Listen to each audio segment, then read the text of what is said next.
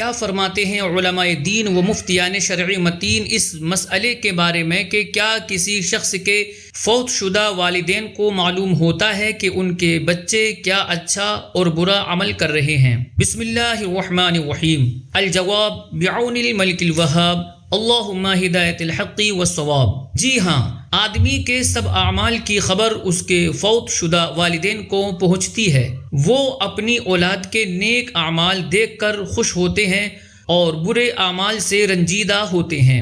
حدیث مبارکہ میں ہے کہ آدمی کے اعمال اس کے ماں باپ پر بھی پیش کیے جاتے ہیں۔ چنانچہ الجامع الصغیر میں ہے کہ پیر اور جمعرات کو اللہ تعالی کی بارگاہ میں اعمال پیش کیے جاتے ہیں، اور انبیاء اکرام علیہم السلام اور آباء و امہات پر جمعہ کے دن اعمال پیش کیے جاتے ہیں۔ چنانچہ انبیاء اکرام امت کے نیک اعمال اور والدین اپنی اولاد کے نیک اعمال سے خوش ہوتے ہیں اور ان کے چہرے روشن اور سفید ہو جاتے ہیں۔ لہٰذا اللہ تعالی سے ڈرو اور اپنے فوت شدگان کو تکلیف مت دو۔ فتاوی رضویہ میں والدین کی وفات کے بعد اولاد پر آنے والے والدین کے حقوق بیان کرتے ہوئے امام اہل سنت الشاہ امام احمد رضا خان قادری رحمۃ اللہ تعالی علیہ فرماتے ہیں کہ سب میں سخت تر و عام تر و مدام تر یہ حق ہے کہ کبھی کوئی گناہ کر کے انہیں قبر میں ایذا نہ پہنچانا۔ اس کے سب